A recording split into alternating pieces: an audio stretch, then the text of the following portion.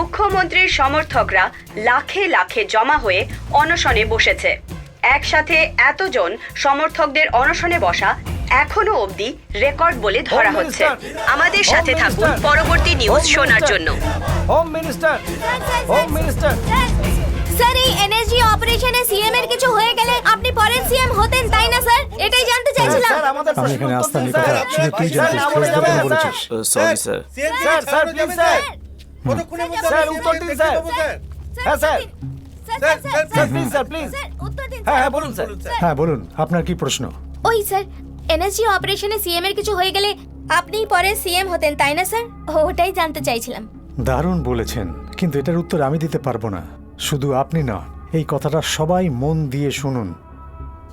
এই রকম কঠিন পরিস্থিতিতে আমাদের মুখ্যমন্ত্রীর ওপর দিয়ে কি যাচ্ছে সেটা শুধু আমি নই, সব জনতারা জানে। আর এতে সবাই খুব আঘাত পেয়েছে, সেটা আমরা জানি। এই দুঃখের সময়টা আবার সুখের দিনে পরিবর্তিত হবে। সিএম স্যার বাইরে নিশ্চয়ই আসবেন, আর ওনার রাজ্যের মুখ্যমন্ত্রীর সিটে শুধু উনি বসবেন। আর এটাই আমার মনের ইচ্ছা। ততক্ষণের জন্যে আমি জনতার কাছে একটাই অনুরোধ করছি যে আপনারা শান্তি বজায় রাখুন। এখন আমি আপনাদের কাছে অনুমতি চাইছি। অনেক অনেক ধন্যবাদ। Thank you sir. Thank you sir. কি নাম আপনার? প্রিয়া, নিউজ 7। সুন্দর নাম, ভালো থাকবেন। Thank you sir.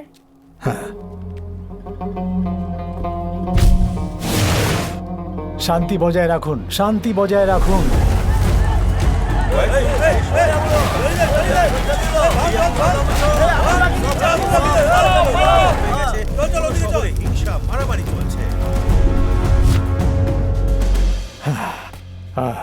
O mister রায়, সব ঠিকঠাক আছে তো?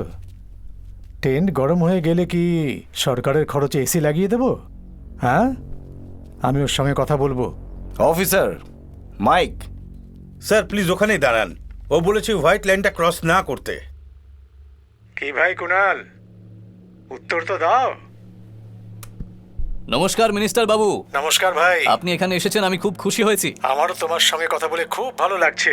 কি ভাই, তোমার এত সুন্দর নাম কুনাল, আর এরকম কাজ করলে তুমি?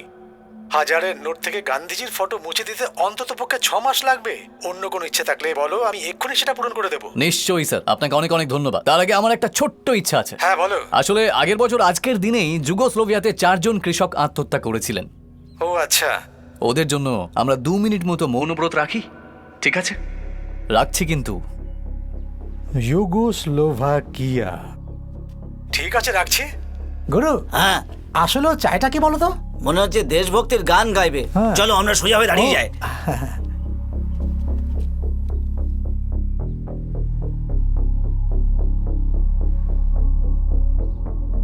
ধন্যবাদ মিনিস্টার বাবু। হ্যাঁ, থ্যাংক ইউ থ্যাংক ইউ। মুখ্যমন্ত্রীর জন্য দেখছি খুব চিন্তা করছেন, যদিও একটু লেট হয়েছে, কিন্তু স্পটে এসে আমার ডিমান্ড জিজ্ঞাসা করছেন।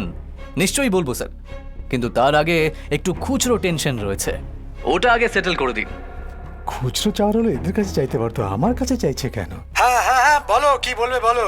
আরে কিছু নয় স্যার, আমি ওষুধের দোকানে গেছিলাম, 5টা বিপির ওষুধ কিনে নিয়েছিলাম। তো ওটার দাম ছিল 9 টাকা 52 পয়সা। ঠিক আছে। আমি 10 টাকা দিয়েছিলাম, তো বললো যে আমার 48 পয়সা নেই। আমার ওই 48 পয়সা আমায় ফেরত দিয়ে দিন, তারপর ডিমান্ডের কথা বলবো আমি। কি হলো মিনিস্টার স্যার, শক লাগলো নাকি? আরো একবার শুনে নিন। আমি ওষুধের দোকানে গিয়েছিলাম, 5টা বিপির ওষুধ কিনেছিলাম, ওটার দাম ছিল 9 টাকা 52 পয়সা। আমি 10 টাকা দিয়েছিলাম, দোকানদার বললেন যে আমার বাকি 48 পয়সা নেই। তাই আগে আমার এই 48 পয়সা ফেরত দিয়ে দিন, তারপর আমি আমার ডিমান্ডের কথা বলবো। এই কুনাল, তুমি কি পাগল হয়ে গেছো নাকি? কি যাতা কথা বলছো? 48 পয়সা খুচরো কি করে দেবে? ওটা কয়েনই তৈরি হয়নি, আর দিলেও সেটা চলবে না। এটা কোনো ছোট কথা না, এটা বোকার মতো কথা। আচ্ছা, কয়েন তৈরি হয়নি, যদি থাকতো তাহলেও চলতো না। তা যদি এরকমই হয়, তাহলে এমন দাম ফিক্সড করতে কে বলেছিল? তোমার বাবা নাকি তোমার দাদু? হ্যাঁ,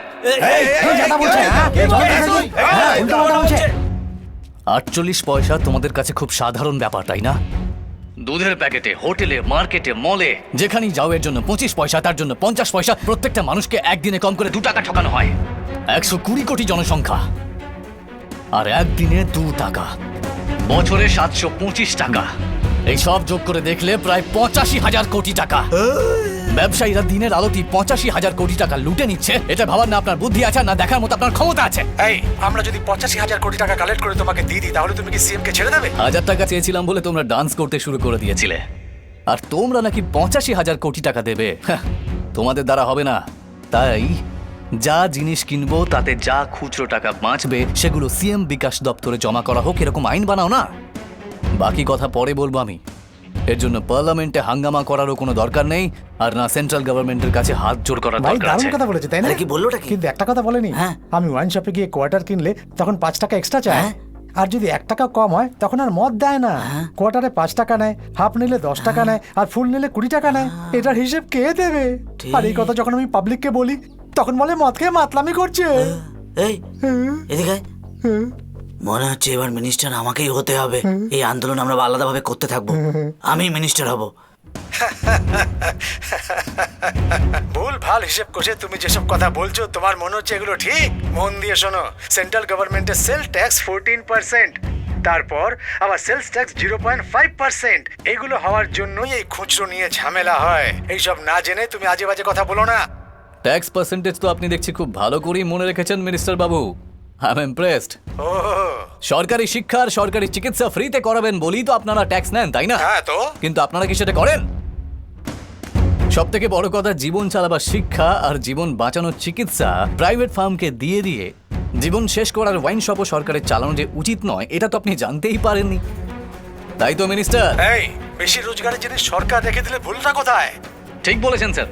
কিছু না লুকিয়ে আপনি নিজেই এটা বললেন যে আমাদের সরকার ওয়াইন শপের রোজগারেই চলে, এটা কিন্তু আপনি নিজেই মেনে নিলেন স্যার। Thank you sir. হ্যাঁ আমি বলিনি। Hello hello hello hello hello.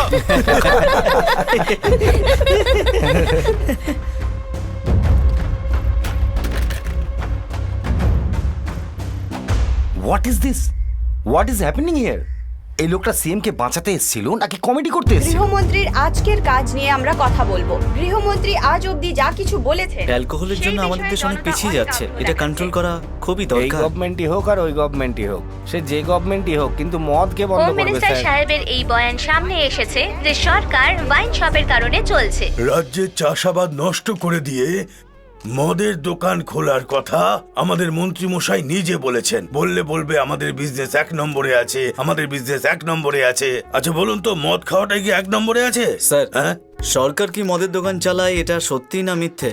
আসলে আমি বলতে চাইছি যে যেমন 8 ঘন্টা দোকান খোলা থাকে সেটা 5-5.5 ঘন্টা করে নাও।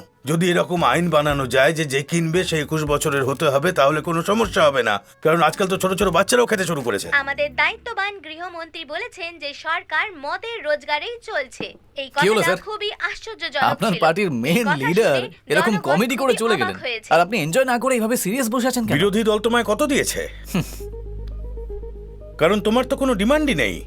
ইলেকশনের সময় আমার পার্টির মুখে কালি ছেটানোর জন্যই তুমি ওকে দিয়ে এটা বলালে। দেখো, এই অপমান আমি একটা মিটিংয়েই ঝেড়ে ফেলতে পারি। কর্মীদের রক্ত ঘামই হলো আমার পার্টি। তোমার পাথর দিয়ে ভেঙে ফেলা ওটা কোনো কাঁচের বাড়ি নয়। বলো কত নিয়েছো তুমি? স্যার, আপনার চিন্তাধারা তো আমি বদলাতে পারবো না। মন্ত্রী মুখ ফসকে বলে ফেলেছেন, তো আমি তাতে কি করব? আচ্ছা স্যার, তার মানে মন্ত্রী মশাই ঠিক বলেছেন, তাই না? ও যা বলেছে আমি কেন মেনে নেব? মদের রোজগার দিয়ে আমার সরকার চালানোর দরকার নেই। মদ থেকে দূরে থাকো, এই আন্দোলন আমি শুরু করিয়েছিলাম। না জেনে কোনো কথা বলবে না। আপনার এই আন্দোলনের ইতিহাস আমরা সবাই জানি। আপনার এই আন্দোলনে মদ খাওয়া বাড়ি আর দেশ দুটোর জন্যই ভীষণ ক্ষতিকারক। এই লেভেলটা বোতলে চিপকানোর জন্য আন্দোলন ছিল। ভালোই কথা বলো, সরকারের নিন্দা করে যাচ্ছ।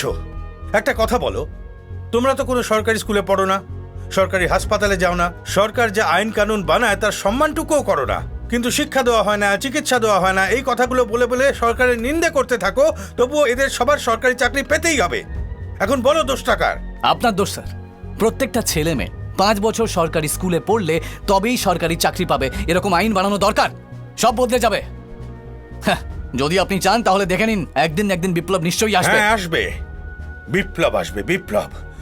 তোমার বিপ্লব হলো ফেসবুকে গিয়ে কটা লাইক পাওয়া যায়, শুধু এটুকুই। তোমাদের জেনারেশনে বিপ্লব শব্দটাই শেষ হয়ে গেছে। আমাদের মতো কিছু রাজনৈতিক লোক আছে যারা সোশ্যাল অ্যাওয়ারনেসের ব্যাপারে কথা বলে, আর তাই দেশ চলে। বিপ্লব করবে, বিপ্লব। নিজের দেশের নিন্দা না করে নিজের কাজে তুমি মন দাও, আর দেশ কিভাবে চালাতে হয় সেটা আমি জানি।